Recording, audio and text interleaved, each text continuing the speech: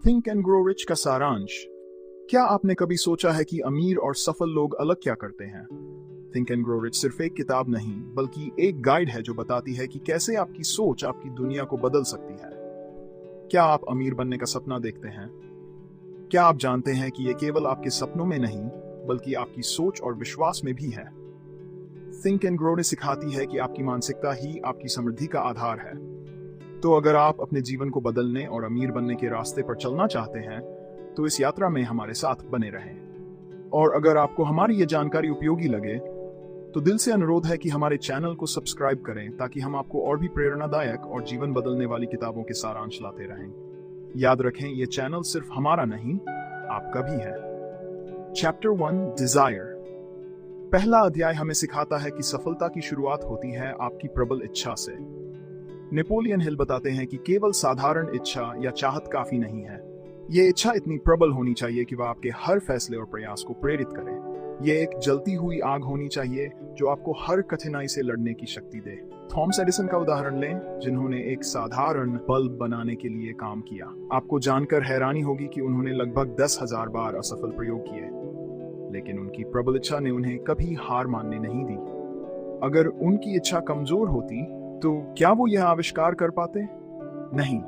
इसीलिए अगर आप किसी चीज की सच्चे मन से इच्छा करते हैं और पूरी तरह उसे पाने के लिए समर्पित रहते हैं तो उसे हासिल करने की संभावनाएं भी उतनी ही प्रबल हो जाती हैं। दूसरे अध्याय में नेपोलियन हिल बताते हैं कि आस्था आपकी इच्छाओं को वास्तविकता में बदलने का सबसे महत्वपूर्ण माध्यम है। आपकी इच्छा कितनी भी प्रबल हो, अगर उसमें आस्था नहीं है तो वह कभी वास्तविकता नहीं बन सकती। विश्वास आपकी आत्मा की वह शक्ति है जो असंभव को भी संभव बना देती है। जैसे कि आप हेनरी फोर्ड का उदाहरण लें, जिन्हें दुनिया उनकी मॉडल टी कार के लिए जानती है। जब उन्होंने पहली बार यह सोचा कि वह सस्ती और टिकाऊ कार बनाएंगे, लेकिन उनके पास अपनी सोच और सपने में गहरा विश्वास था। यह विश्वास ही था जिसने उन्हें अपनी असंभव सी दिखने वाली कल्पना को हकीकत में बदलने की शक्ति दी।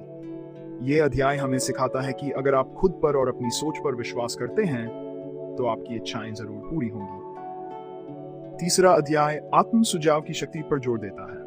ऑटो सजेशन का अर्थ है कि आप अपने अवचेतन मन को लगातार सकारात्मक विचार और सुझाव दें। ये सुझाव ही आपकी सोच और कार्यों को प्रभावित करते हैं। आपके दिमाग का वह हिस्सा जो अवचेतन होता है, उसे बार बार दी गई बातें सच लगने लगती हैं और वह उसी के अनुसार काम करता है। महान बॉक्सर मोहम्मद अली ने हमेशा कहा, मैं सबसे महान हूँ। वह बार बार खुद से कहते थे कि वह सबसे महान है और यही विश्वास उन्हें हर मैच में जीत दिलाता था। तो अगर आप भी खुद से लगातार ये कहें कि मैं अमीर हूँ या मैं सफल हूँ, तो आपका अवचेतन मन इसे सच मानने लगेगा और उसी दिशा में काम करेगा। Chapter 4 specialised knowledge. चौथे अध्याय में बताया गया है कि स्पेशलाइज्ड नॉलेज आपकी सफलता की कुंजी है।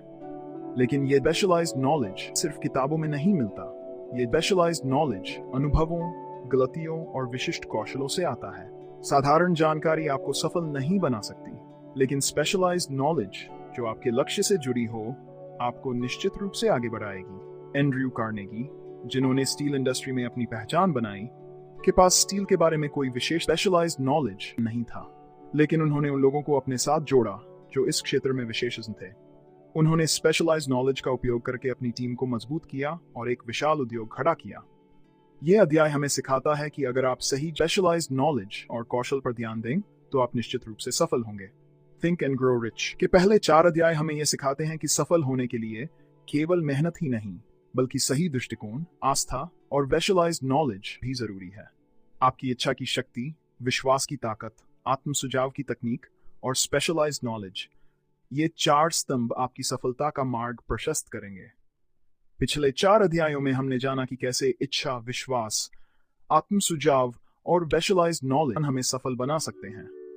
अब अगले अध्यायों में हम और गहराई में जाएंगे और जानेंगे कि असली खेल हमारे दिमाग के अंदर ही खेला जाता है। तो चलिए साथ में इस यात्रा को जारी रखते हैं। और हाँ, अगर आपने अभी तक हमारे चैनल को सब्सक्राइब नहीं किया तो तुरंत करें। Chapter 5 imagination. कल्पना शक्ति। हाँ, कल्पना ही वह ताकत है जो असंभव को संभव में बदल देती है। 5वें अध्याय में नेपोलियन हिल कहते हैं कि आपकी कल्पना ही वह माध्यम है जिससे आपके विचार, आपके सपने वास्तविकता में बदल सकते हैं। हिल ने 2 तरह की कल्पना का जिक्र किया है, सिंथेटिक और रचनात्मक। सिंथेटिक कल्पना वह है जो आपके पिछले अनुभवों और सीखी गई चीजों से बनती है, जबकि रचनात्मक कल्पना कुछ बिल्कुल नया बनाती है, कुछ ऐसा जो आपने अपने पहले कभी नहीं सोचा था। वॉल्ट डिज्नी का उदाहरण लीजिए। जब उन्होंने डिज्नीलैंड की कल्पना की थी तो लोगों ने उन्हें पागल कहा, लेकिन उनकी रचनात्मक कल्पना ने उन्हें एक ऐसी दुनिया बनाने की ताकत दी जिसका आज हम सभी आनंद लेते हैं। याद रखें, कल्पना ही वह इंजन है जो आपकी सोच को हकीकत में बदलता है। Chapter 6 organised planning. छठे अध्याय में नेपोलियन हिल बताते हैं कि बिना योजना के कोई भी लक्ष्य प्राप्त नहीं किया जा सकता। सपने देखना और कल्पना करना बहुत जरूरी है, लेकिन उसे धरातल पर उतारने के लिए संगठित योजना भी उतनी ही जरूरी है। हिल का कहना है कि कोई भी योजना पूरी तरह सही नहीं होती, लेकिन इसे निरंतर सुधारते रहना चाहिए। आप असफल हो सकते हैं, लेकिन यही असफलता आपको एक बेहतर योजना बनाने के लिए प्रेरित करेगी। जॉन डी रॉकफेलर ने अपने जीवन की शुरुआत बहुत साधारण तरीके से की थी, लेकिन उनकी संगठित योजनाएं उन्हें अमीर से अमीरतर बनाती गईं। हर बार जब वह किसी योजना में असफल होते तो वह उसे और बेहतर तरीके से लागू करने का रास्ता ढूंढते। इस अध्याय का संदेश स्पष्ट है, बिना योजना के आप कहीं नहीं पहुंच सकते। तो अपने लक्ष्यों को पाने के लिए एक ठोस योजना बनाएं और उसे निरंतर सुधारते रहें। सातवां अध्याय निर्णय लेने की महत्ता को समझाता है। हिल कहते हैं कि आपकी सफलता इस बात पर निर्भर करती है कि आप निर्णय कितनी जल्दी और दृढ़ता से लेते हैं। जब आप अपने सपनों को साकार करने के रास्ते पर होते हैं तो रास्ते में कई कठिन निर्णय लेने पड़ते हैं, लेकिन जो लोग तुरंत और साहस के साथ निर्णय लेते हैं वही अंत में सफल होते हैं। अब्राहम लिंकन का उदाहरण लें। जब वह अमेरिका के राष्ट्रपति बने तो देश गृह युद्ध में उलझा हुआ था। उस समय एक कठिन निर्णय लेने की आवश्यकता थी और लिंकन ने अपने देश को एकजुट रखने के लिए दृढ़ निर्णय लिया। यही साहसिक निर्णय उनकी महानता की पहचान बन गए। अगर आप अपने सपनों को साकार करना चाहते हैं तो ये सुनिश्चित करें कि आप जल्द और ठोस निर्णय लें बिना किसी डर के। Chapter 8 persistence. 8वां अध्याय हमें सिखाता है कि दृढ़ता ही वह गुण है जो असफलता और सफलता के बीच का अंतर बनाती है। हिल कहते हैं कि दुनिया में जितने भी लोग सफल हुए हैं उनके पास एक चीज जरूर थी, दृढ़ता। जब दूसरे लोग हार मान लेते थे तब वह लोग डटे रहते थे। यही कारण था कि अंततः सफलता उनके पास आ ही जाती थी। थॉमस एडिसन का उदाहरण फिर से देखें, जिन्होंने हजारों बार असफल होने के बाद भी अपना बल्ब बनाने का सपना नहीं छोड़ा। उनकी दृढ़ता ही थी जिसने उन्हें दुनिया का सबसे महान आविष्कारक बना दिया। ये अध्याय हमें याद दिलाता है कि दृढ़ता ही सफलता की कुंजी है। चाहे रास्ता कितना भी कठिन क्यों न हो, अगर आप डटे रहते हैं तो सफलता आपके कदमों में होगी।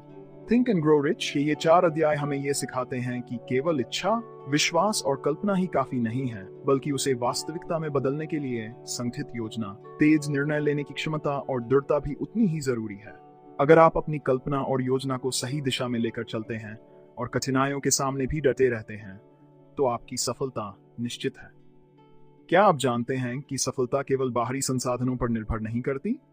हाँ, सही दिशा, सही सोच और सही कदम, यही 3 बातें हमें सफलता की ओर ले जाती हैं। अब तक के अध्यायों में हमने जाना कि कैसे इच्छा, विश्वास और योजना जीवन बदल सकते हैं। अब हम एक और गहराई में जा रहे हैं। अब समय आ गया है समझने का कि दिमागी खेल असली खेल है, और इन अगले अध्यायों में हम समझेंगे कि कैसे आपका दिमाग ही आपकी सबसे बड़ी संपत्ति है। तो ध्यान से सुनिए, क्योंकि जो आप अभी जानेंगे वो आपको आगे के हर फैसले में मदद करेगा।